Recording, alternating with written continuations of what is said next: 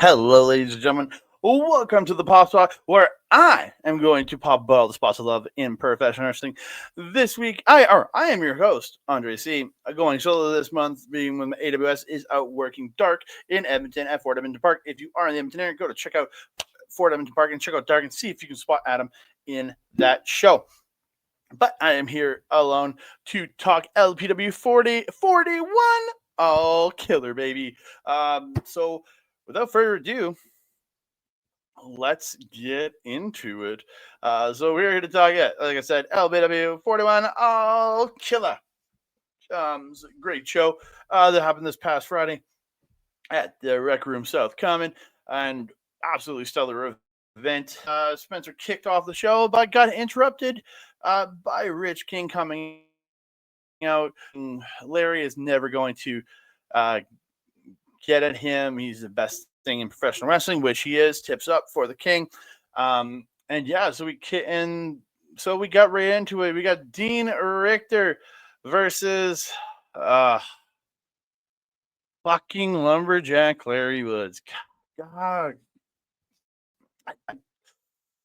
Larry ruined the Rads. Here's the reason the Rads, because he would not listen. He stole title shots from TY. He did whatever he wanted and just kept costing the Rads matches, cost himself a championship, although he did have a stellar match against Royce Isaac for that title. Cost himself a championship, cost himself and Rich the tag team titles because he just couldn't get out of his own way and be a team player and just wanted all the glory for himself. So this all results in here, and the crowd for some reason is cheering for Lumberjack Larry Woods after being a selfish jerk for so long. This crowd is supporting a selfish jerk. But we are here. Dean Richtor is like, Dean pretty much starts ragdolling Larry around during this match. Beautiful spot where he catches Larry when he runs and hits a beautiful choke slam and hits a rolling forearm, taking him, just suplexing him all around in this match, taking him to Fistplex City. All the Germans and suplexes around in this match. Larry does get back, goes up to the top rope, but Dean just walks up, grabs him and yanks him off, Germanying him across the ring for a 2 count. God, domination from Dean through this match, but Larry kind of comes out of nowhere, hits the kamikaze or the Green Bay plunge, however you want to call it. But Dean does come back. Dean tries to go for the saw, but Larry ducks it, hits the saw, but Dean kicks out at 2.86374. So Larry picks him back up. One more saw line, and he gets the win. He's one step closer to facing Rich King this month.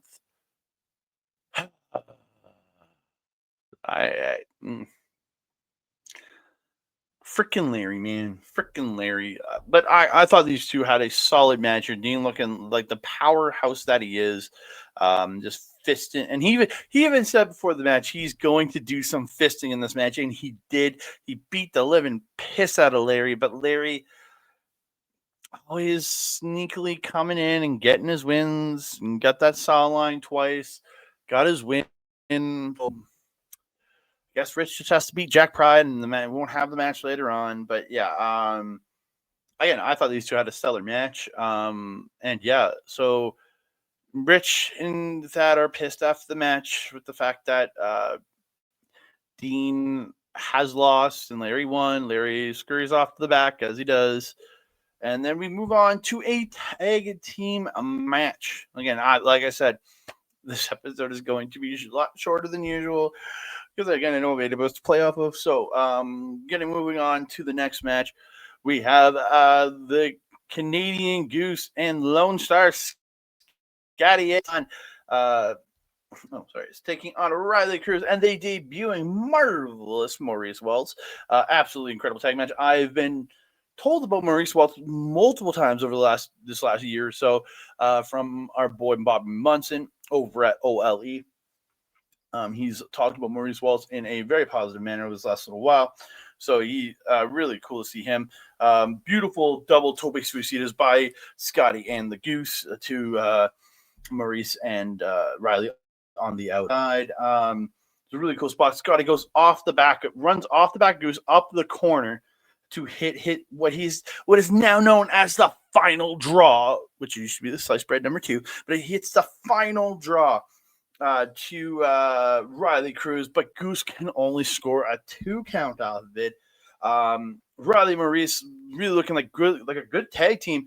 So hit this really cool spinning leg sweep lariat combo.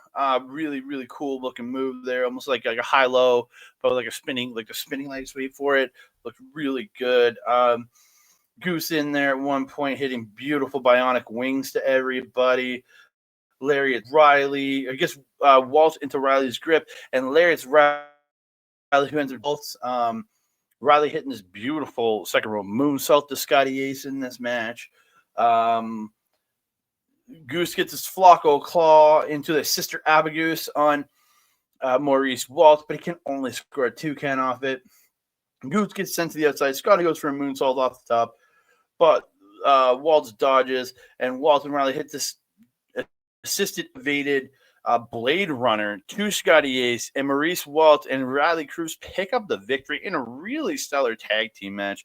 That finisher, that elevated Blade Runner that they do, absolutely killer. Absolutely stellar move. You really get to go to IWTV, watch this match just for that finisher. It looked really cool. I really enjoyed it. Highly recommend this match. These teams really looked well together. Scotty and Goose, fun little tag. Goose came out with his cowboy hat on to go along with Lone Star Scotty Ace. But yeah, Riley Cruz decked up in all new gear here. This is the first time in the Edmonton area that we've seen Riley Cruz in his new gear. Because the last time he was here, he was rocking his band shirts and his jorts. But yeah, I really love the new look from Riley Cruz and Maurice Waltz. That his entrance gear, fire, and so his gear overall, everything is fire there. Love the top hat, or love the hat, love everything. Maurice Waltz looking fly, looking great, and his in-ring is absolutely incredible. I have not been led astray by one Bobby Munson because Maurice Waltz is absolutely phenomenal, and I really do hope Maurice Waltz comes back more for LPW because he does a really great job. I'd love to see him back in 3 weeks, the next show, because he's phenomenal. I love seeing him not that I didn't love seeing him with Riley Cruz, but I really would love to see him in a singles match because I'd love to see what he could do against some of the top guys in LPW. But with that being said, we're going to move on to our third match of the evening. It is Berat Gorani, the jacked and juicy one, taking on Christian Starr. The Starrchild Christian Starr. Dude, this match, when this was announced, made me so happy. Berat did come out and said sent Maurice and Riley to the back and kind of indicating maybe we might see a tag team contest between Maurice Waltz and Riley Cruz versus Parolera. I would be happy to see it. Let's run that back on October 24th. Spencer, I want to see it. Let's see that match. But he comes out, cuts promo, says his boy is on assignment, dealing with some stuff. He's got his own Sheikh Shabazz, got some things to deal with tonight. So he's here. He's here to face somebody in a singles match, which we haven't seen from Berat in a while on the Friday shows. I know he works a lot of singles on the Thursday shows, but I don't get to get out to those too much. But we did see him to him on the Friday show. So Christian Starr and Berat Gorani, absolutely incredible here. Dude, this match was incredible. Starr hits a Rana to Berat off the apron, sending him onto the chairs in the crowd. Dude, with all the fans at the bell out of the way, so good. Looks so painful. They're fighting on the stage, and Berat just takes Starr and just tosses him from the stage over the top rope into the ring, just crash landing. Oh, look brutal. Berat at one point gets the tiebreaker 2.0. It's when he's got him on the shoulders and he spins him out and then drives the face into the knee. I think it was a tiebreaker 2.0, the second version of Sean Spears' tiebreaker when he was Ty Dillinger. Hits that. Looked really good. Starr hits a beautiful running stomp at one point for 2. Berat goes. It looked like he was going for a choke slam off the top, but I think Starr turned it into a cutter because Starr is the one that popped up after it and got the 2. Starr hit a beautiful Spanish fly off the top, then hits the Starr cutter out of the corner. But before he can get the pin, Berat rolls out to the floor to save himself. Absolutely great ring awareness by Berat to not let himself get pinned here and roll to the floor. But the end of this match, Berat stops another Starr cutter attempt on the stage, choke slams him over the top into the ring, then comes in and hits that beautiful flying enziguri to get the win. Absolutely incredible here. These are two of my favorite wrestlers going right now. Gorani, I've been a fan of this guy since a guy that kind of looked like him named the Spaceman was out there. Yeah, I've been a fan of Berat for so long. He's absolutely incredible.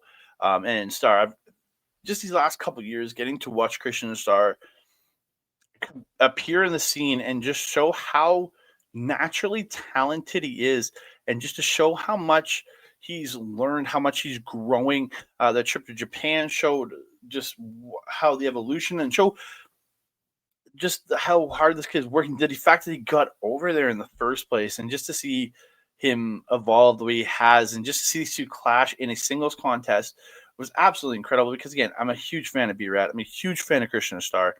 I think these two absolutely tore it up and killed it here in this match. And all props to Starr. But Berat he's a little bit too jacked. He's a little bit too juicy, and Starr just could not overcome Berat in the end. But absolutely incredible contest, and I would love to see these two run it back at any point in any company out there, because man, you couldn't ask for a better. There's very few better matches than this when you see this on a card. So we are going to move on though to our fourth match of the show. It is T.Y. Jackson taking on Jaxx Wilder. I think it's only a couple matches in for him on the main show. I've got to point it out, because the chant did get started, led by my boy Nate. He started chanting "Discount Lemmy," and that killed me. The "Discount Lemmy" chants absolutely killed me. I laughed so hard to those. But yeah, a beautiful fisherman hook suplex by Wilder in with the bridge to Ty, but only gets two. They're just beautiful, just hard running kick into the corner by Ty, and then he hits this perfect looking suplex out of the corner. Both men are trading forearms, just beating the living piss out of each other. Jaxx ends up hitting a Death Valley driver for two at one point.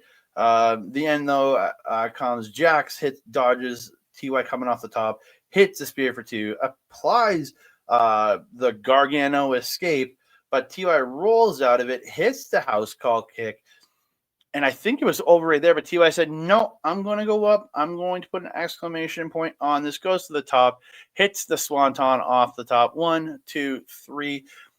And this is, I think you're seeing the serious, no nonsense. I'm going to put an exclamation point on everything here, because I need to solidly win these matches. T.Y. Jackson, because he is not taking any chances anymore. He is going to build himself up to the championship, which he does talk about in a post-match promo.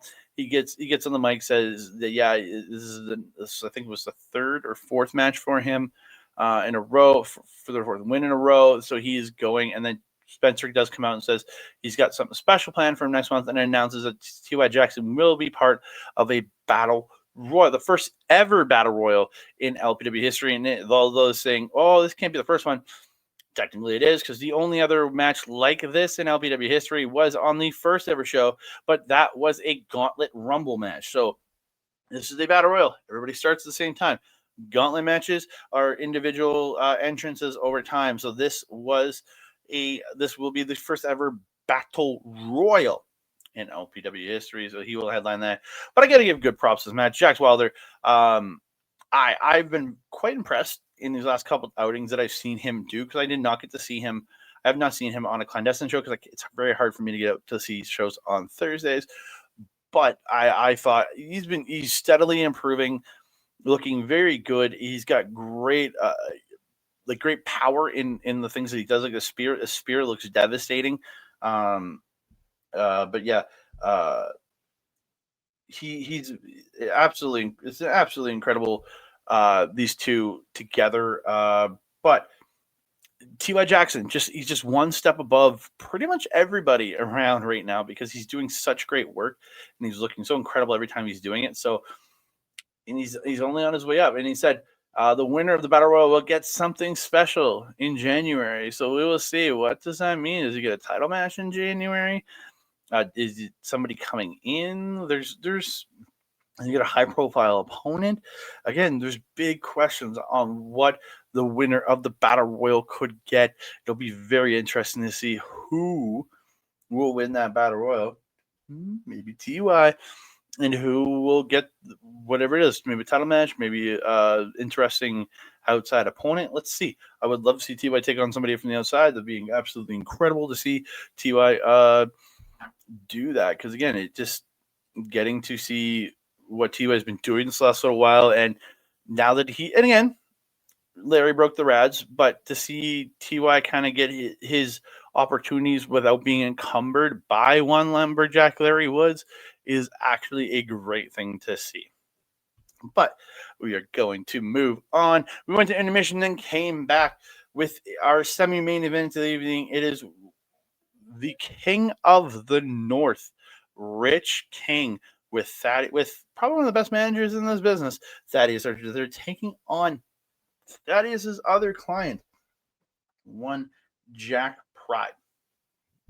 So, if not Jack Pride, just Jack. If Jack can win, Larry gets, if Jack pinned or beats Rich King, Larry gets his match with Rich. The stipulation was Larry had to beat Dean, and Rich had to lose to Jack for Lumberjack Larry Woods to get his match in October, later in October. So Thad's out. He's demanding Jack lay down. So Jack lays down, but he kicks out. Larry's, and then they do this a couple times, but Jack keeps getting up, and he doesn't want to. He keeps telling Thad this isn't right. Rich gets a couple pins on Jack, but Jack isn't staying down for the 3. Jack, you need to do what you're told. This man controls your contract. You don't want your contract to be destroyed and no longer be able to wrestle in LPW. You want to do your job. So just lay it down for Rich King. But fucking Larry comes out. Lumberjack Larry Woods out, and he's saying, Jack, this is wrong.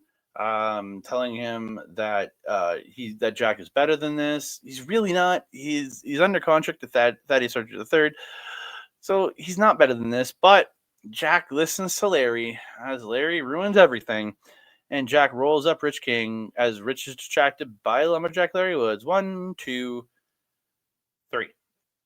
And Jack pins Rich King, which means we're getting Lumberjack Larry Woods versus Rich King next month. Hopefully Rich King can beat Larry's ass and send him back to the wilderness where he belongs, because Larry ruins everything. He ruined the Rads. He ruined TY getting a championship title match. And he ruined this match for Rich King because he came out here and got in Jack's head. So after the match, Larry ends up in the ring, and Dean and Rich start beating up on Larry, and this is where Thad comes from behind Jack Pride and low blows him right. It's the low blow, the big old low blow, just bang him right up in there. And this is where like Larry gets cuffed in the corner, and they proceed to beat the living hell out of Jack. And they put the chair. Rich gets the mic, says, Larry, you got what you want.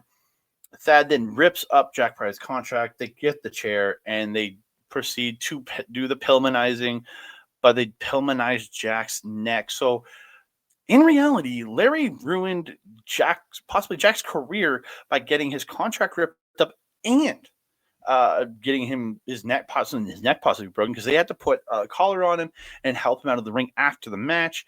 So again, Larry's out here ruining everything. He's ruining careers. He's ruining friendships. Again, like Jack and Rich were friends, and Larry had to ruin that.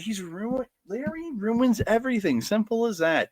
But it looks like next month we are going to get one Rich King taking on Lumberjack Larry Woods. Ty did come out to help Larry after Jack was taken out. But yeah, I think Ty just needs to put Larry in his rearview mirror and just worry about himself, because Larry's nothing but trouble, and we can all see that. Although on all the fans that are cheering for Larry, I don't get it.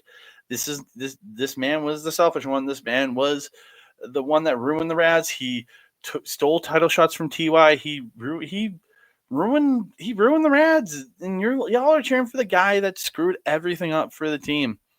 I don't get it. I just don't. I just don't understand why y'all love Larry Woods when he is the problem. He is the cancer. He is the bad thing. Larry was wrong. Larry, as me and my crew say, fucking Larry. But from there, we're going to talk the main event of the evening. This was chaos.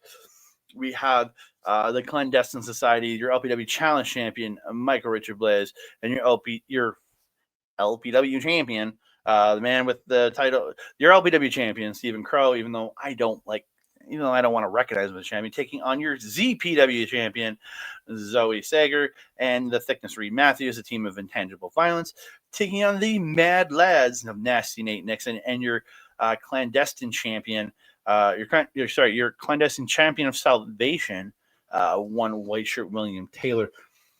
Holy shit, this match was crazy. Everybody's brawling. There's this crazy spot where Blaze dodges a Topic CUC down the outside, gets up in the apron, hits a PK to Nate. A bunch of people end up on the floor. Zoe hits a low play, and then Blaze hits the beautiful acai moonsault to everybody on the floor.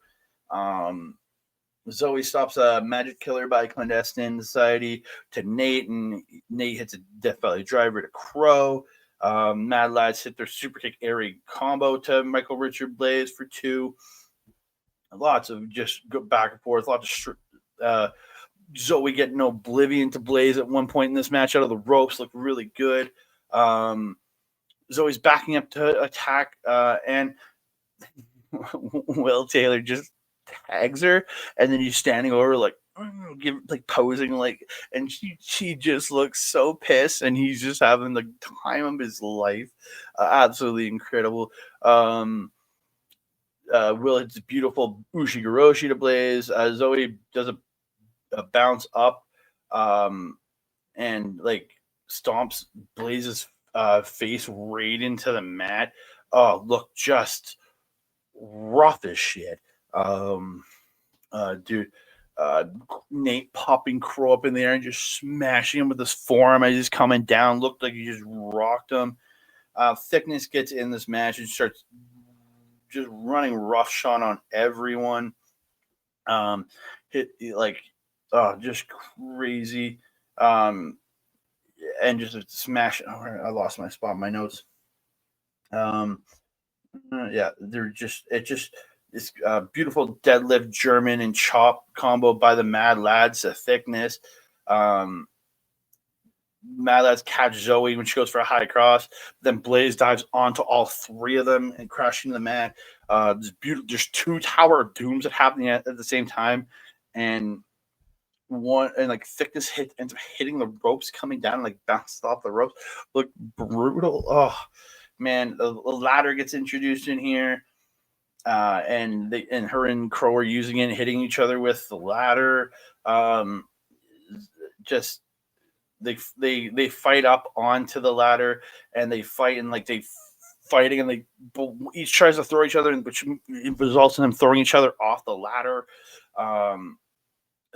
Mad Lads toss Thickness into a ladder. Just so much crazy here.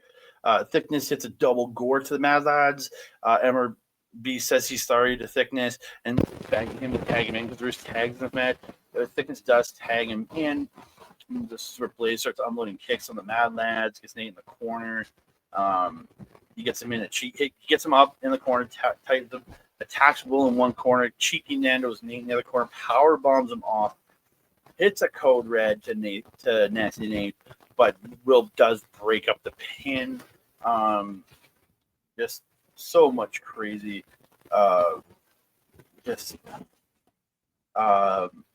end of this though comes Thickness gets taken out with the by getting hit by the challenge championship, and then Michael Richard Blake gets a low blow, and the Mad Lads hit the super bug and nasty for the win, with Nate pinning Michael Richard Blaze. So Nate grabs the challenge championship and declares that he pinned the challenge championship, and the challenge championship technically, I don't know the full rules of this, but he says the championship is on the line in any match that Blaze is in, and he pinned the champion, so he says he is the rightful challenge champion, and I don't disagree, because this is the kind of championship that should be online no matter what match the champion's in, and if you get pinned, yeah, you lose your belt. Simple as that. If your party gets pinned, I can understand not losing it, but yeah, I as much as I am a Michael Richard Blaze fan till the day I die, but I don't think Nate's wrong here. And if I'm wrong, have Nate should return that championship to Michael Richard Blaze, which I'm. If that's the case, title should be returned. But again, I understand the logic in this statement. Absolutely incredible match, pure chaos here. I freaking love this, and it wasn't over. Because Nate says you pinned the challenge champion, so he's a champ, and because they did mad lad things, so we'll see what's going on with the challenge championship going forward. And then Zoe and Crowe continue to brawl after the match. Blaze has to get in, grabbing Crowe. Thickness grabs Zoe. And then they all start brawling again. Zoe and Crowe ends up on the outside. He takes the ladder from the outside and hucks it in the ring. Zoe ducks, so the ladder hits Michael and Thickness. I'm like, dude, you just hit your brother in the face with a ladder. He's showing his utter disdain for his brother in this match, and like Blaze, and like it's becoming a problem because Crowe hasn't been there to help his brother when he need, like, because Blaze even said to him before he got the ladder thrown in his face, he's like, "Where were you with me getting pinned?" Because he was out on the outside brawling with Zoe, and that's been an issue for Michael Richard Blaze, is that Crowe is not there to do his job and do what he needs to do because he's too focused on himself, which I agree with. He is too focused on himself. He is, and there's this whole war with Zoe. So the refs break him up, and so Scotty Ace is out there with the refs and trying to break up this fight. And Crowe gets a mic, Zoe gets a mic, Spencer's there. Crowe calls her an entitled brat. He says Spencer should have fired her already for parading herself around as a champion when she's not. Zoe says she is the ZPW champion because she is intangible and her dazzle dazzle. So Spencer tells them both to be quiet, and he says he's going to cook. He says, with a shout out to Boris, the next month, we are going to have a ladder match with both titles hung above the ring, WrestleMania 10 style, at LPW 42. So we are getting a ladder match between Zoe Sager and Stephen Crowe. Whoever gets the belts down will become the rightful LPW champion. Please, Zoe. Please, Zoe. I never thought I'd say, please, Zoe, grab those belts down. I need you to take those championships so that Crowe is no longer champion, because I can't stand him as the LPW champion. You need to win that title again. You really, really do. Please, Zoe, win that championship. But again, incredible show here at LPW 41 All Killer. But it is time for our match of the night. And for my match of the night, it is going to go to the singles contest between Berat, Gorani and my boy, Christian Starr. Absolutely incredible match. These two just, everything they did in the ring was absolute perfection. The way they worked with each other, I thought absolutely incredible. So I happily give it my match of the night. Oh, this is so much harder by myself because I do not have a break so Adam can speak. I am getting tired. I need a little bit of coffee right now. As I'm recording this, it is Sunday morning. So coffee on Sunday morning after I did point of view over on OLE. So yeah. So from here, I'm gonna get out of here. But before I go, I'm gonna give a shout out to the Grindstone. Go over there, keep supporting them as Adam always supports them. Go over there. Great place. Lots of great content over there between stand up, improv, and all the other shows that they put on. Go support them. GrindstoneTheater.ca. And then if you want to give a shout out to my boy AWS, Instagram, at AWS Comedy YEG, Blue Sky, AWS Comedy Blue Sky.social. And if you want to check him out on something other than the Pop Spot, you can check him out at youtube.com/@humanoidfreak2515 for the More for Me podcast with his co-hosts Malcolm and Andreas.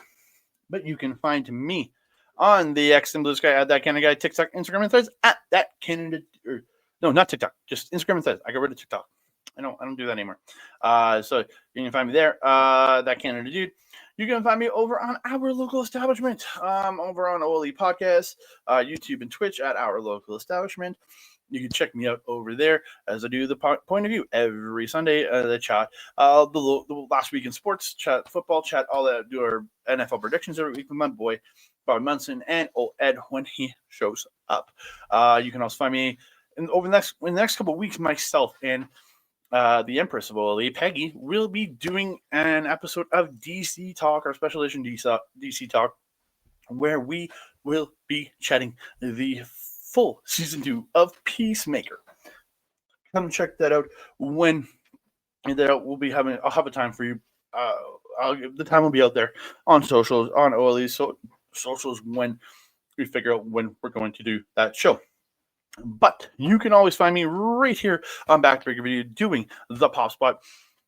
There is a RCW event on October 17th that I will be announcing, but AWS will not be there, so notes will not be taken. I might come on and do a quick little rundown of the show, but I won't have a lot of notes for it. There's a possibility, but I don't know if that is going to happen. But I will be back on the for the show on the 24th for LPW 42. I will be covering that myself, just like this will be on that show. So come check that out. And then, so we'll be back with some more Pop Spot later this month. Check that out. But in the meantime, can I get a pop for that? I don't have the pop can like Adam does. So thank you all so very much for doing it. Don't forget to comment down below, like the video, subscribe to the channel, share us out to your friends, family, and all the crazy people in this world. We really do appreciate all y'all tuning in, and thank you all so much for tuning in here on the Pop Spot.